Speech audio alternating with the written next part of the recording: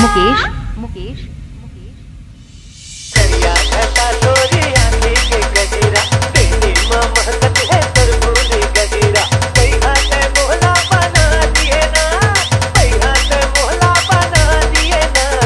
एवो गोंदा फूल हर गोंदा फूल एवो गोंदा फूल एवो गोंदा फूल डीजे रंग का बरले हाँ तेरी बजा के रंग तुरी हाले वो ते हालो का के माया के गरी माँ फांस लिए ना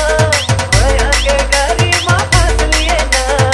एवो गोंदा फूल हर गोंदा फूल